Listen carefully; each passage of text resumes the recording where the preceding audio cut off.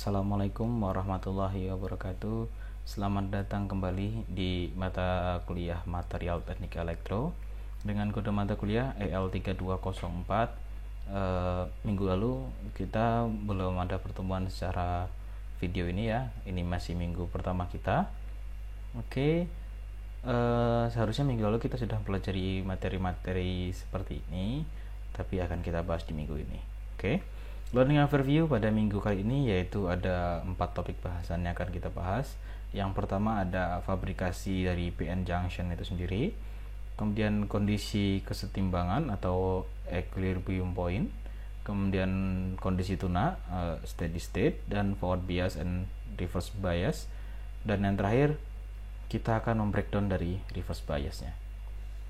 Oke, keempat materi ini yang akan kita bahas di minggu kita. Sebelum kita masuk ke materi fabrikasi, tentu ada hal yang perlu kita garis bawahi terlebih dahulu, yakni terkait kenapa kita mempelajari tentang PN junction. Ini pertanyaan yang sangat mengunci ya. Oke, kita sudah belajar tentang material semikonduktor tipe N, tipe P di saat kita offline. Nah, tapi jika material-material tadi ini tipe N misalkan, ini tipe P, ketika diberikan arus dia akan seperti apa dan seterusnya, mereka memiliki karakteristiknya masing-masing, ya kan? Nah, kalau kedua tipe material ini tadi kita berdiri sendiri untuk masing-masingnya, maka itu akan menjadi kurang menarik. Kenapa? Karena keduanya memiliki konduktivitas yang masing-masing tadi. Ketika diberi tegangan, diberi arus, maka nanti ada elektron yang mengalir. Nah, kalau kita berbicara secara seperti itu, maka material yang kita miliki tadi berupa N-type atau P-type itu hanya akan seperti material logam. Ketika dialiri arus, maka dia akan mengalirkan elektron seperti itu. Maka di mata kuliah kita di pertemuan ini kita akan membahas tentang junction. Ketika kita menggabungkan dua material ini, maka terciptalah yang namanya PN junction. Tipe N, ini tipe P. PN junction itu merupakan alat pertama yang menjanjikan kita menggunakan properti semikonduktor. Nah, untuk membuat sesuatu yang bermanfaat, contohnya nanti ada diode, ada transistor, ada IC, dan lain-lain. Nah, kita ingat bahwa tipe P dari semikonduktor itu memiliki banyak muatan positif. Namanya tipe P. Berarti positifnya ada banyak. Ya. Tipe N itu berarti banyaknya apa? Iya. Banyak ion minusnya. Entah bermuatan negatif. Negatifnya yang bebas banyak. Nah, oleh karena itu ketika di bagian yang positif, maka ada beberapa elektron yang sifatnya dia sudah terkunci dengan protonnya. Jadi dia tidak bisa bergerak lagi, tidak bisa berpindah, dia hanya bisa berpindah. Jadi jumlah elektronnya di sini sangat terbatas, sangat sedikit, dan yang sangat sedikit inilah sudah terkunci. Maka kita gambarkan dengan lingkaran di sini. Nah, untuk yang tipe P, tipe N, tadi kan yang paling banyak yang negatifnya ya, berarti ada beberapa elemen positifnya yang sudah terkunci oleh elektronnya. Pada material tipe N semikonduktor kita punya banyak negatif, diberi lingkarannya tadi sudah jelas di ion positif, dan ion negatifnya tadi kan sudah bonded ya. Kalau yang saya lingkari berarti dia sudah bonded nantinya dengan yang positifnya. Nah, dari sini kita tahu bahwa karena negatif terlalu banyak muatan negatifnya, berarti nanti dia akan mendonorkan kelebihan muatan negatif ini ke sisi material yang positif. Nah, ini disebut dengan nanti donor. Jadi dia mendonorkan elektron. Dan di bagian sini dia hanya akan bisa menerima elektronnya. Dan kita perlu ingat bahwa ketika kita berbicara keseluruhan seperti ini, ion positif itu adalah ion yang tidak dapat bergerak. Yang dapat bergerak hanya ion negatif. Jadi ion-ion positif ini akan selalu stay pada materialnya masing-masing. Nah, nanti kita ketika berbicara ini, kita nanti akan mengetahui besarnya energi yang dibutuhkan atau space charge-nya nanti seperti apa. Itu nanti akan kita bahas di slide berikutnya. Oke, sebagai pendahuluan, sebagian besar perangkat semikonduktor itu mengandung setidaknya satu junction antara tipe P dan tipe N. Jadi kalau kita berbicara tentang semikonduktor, pasti di dalamnya ada satu junction minimalnya. Dan junction PN atau PN junction ini mendasar untuk kinerja fungsi seperti perbaikan, amplifikasi, switching, dan operasi lainnya di rangkaian elektronik.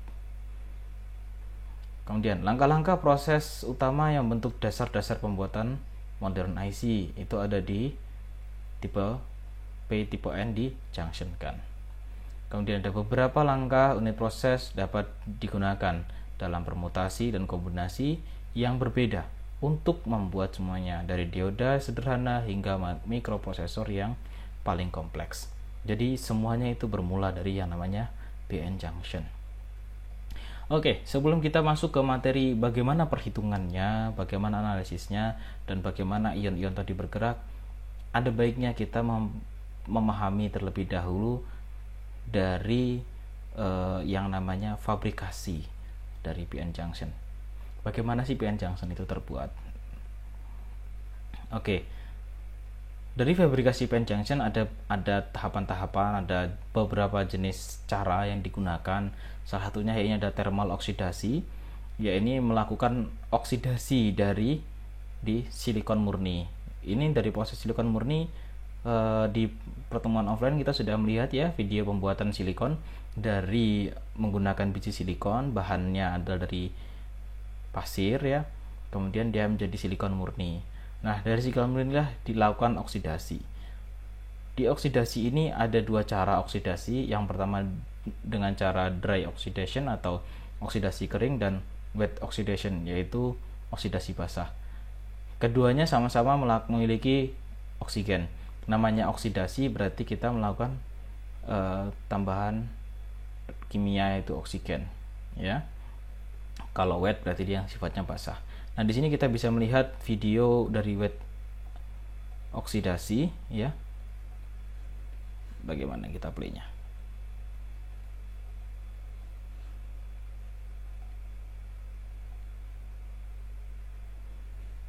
Nah, ini kita bisa melihat video ya bagaimana proses oksidasi tadi. Kita lihat di video ini ketika oksidasi basah, yang bagian terluar ini adalah SiO2-nya ya. Jadi menjadi lapisan baru di sini yang sudah teroksidasi. Ini ketika dry oksidasi, dia elemen O2-nya langsung masuk ke dalam silikon. Thermal oksidasi menandakan pengaruh suhu di situ nanti. Jadi dioksidasi dengan suhu. Oke, kita lihat di sini pergerakan oksigennya. Kalau wet oksidasi sangat cepat pergerakannya sehingga masuknya ada yang beberapa, tapi kalau dry oksidasi dia masuknya perlahan tetapi langsung membuat oksidasi, lapisan oksidasi di sini SiO2-nya. Ya, dia langsung jadi. Dan kalau di dry dia tidak ada reaksi kimia lain, dia hanya ada menghasilkan SiO2. Sedangkan di wet oksidasi dia akan menghasilkan gas hidrogen seperti itu. Nah, kita lihat ini ketika oksidasi sudah selesai, dry oksidasi masih proses karena dia prosesnya sangat lambat ya. Dia perlahan masuknya elemen O2 tadi ke silikon murni. Oke, seperti itu untuk wet oksidasi di thermal oksidasi. Selanjutnya ada yang kita kenal dengan rapid thermal processing. Di rapid thermal processing di sini lapisan silikon tadi dipasang di wadah, kemudian dilakukan yang namanya gas inlet. Hampir sama, tapi ini lebih cepat. Ya. Kalau ingin tahu lebih dalam tentang rapid thermal processing, banyak di YouTube kalian bisa temukan video-video penunjang dari rapid thermal processing itu sendiri. Yang ketiga yaitu dengan ion implementation. Kalau ion implementation itu kita miliki ion-ion tadi, ada ion O2 dan ion-ion lainnya, itu ditembakkan ke jalur ini. Kemudian di sini ada mass separator magnet ya. Di sini adalah magnet yang kemudian akan memisahkan ion-ion tadi. Dia akan membelokkan ion-ion yang tidak terpakai.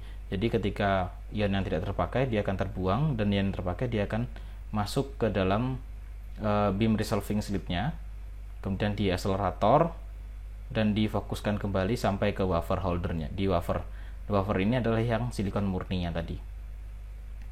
Kemudian ada lagi yang namanya chemical vapor deposition atau CVD.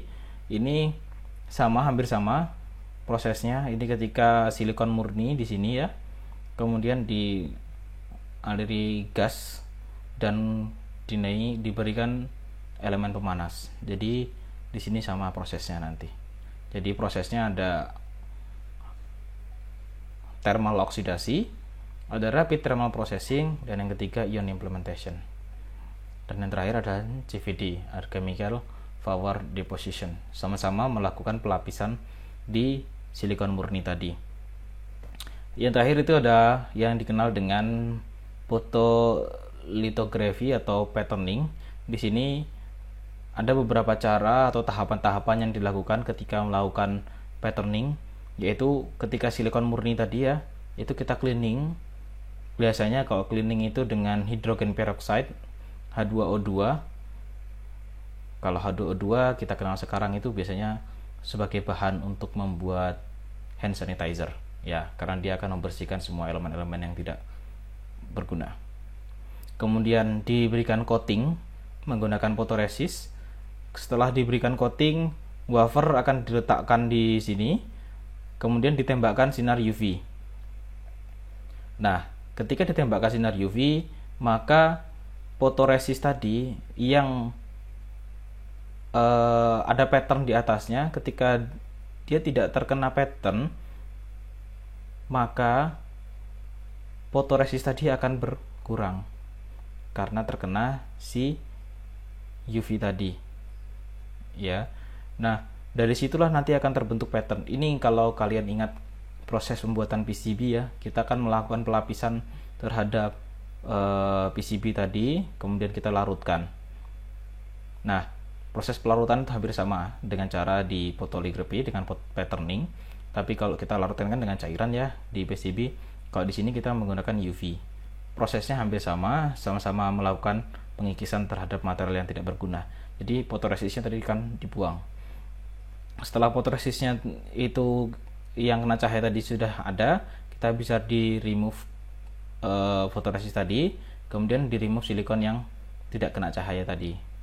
Ya, setelah akhirnya di remove fotoresist, terus berulang hingga kita punya pola atau pattern.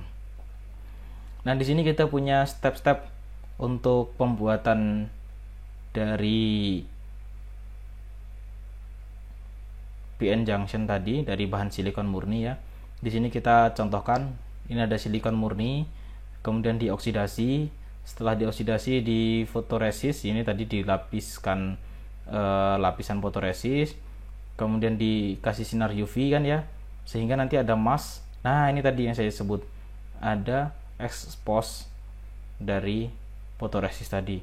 Nah, setelah seperti ini kita tinggal buang bagian bawah ini, dibuang dengan larutan khusus sehingga nanti dia akan larut SiO2 nya tadi, sehingga yang tersisa SiO2 yang tidak kena UV.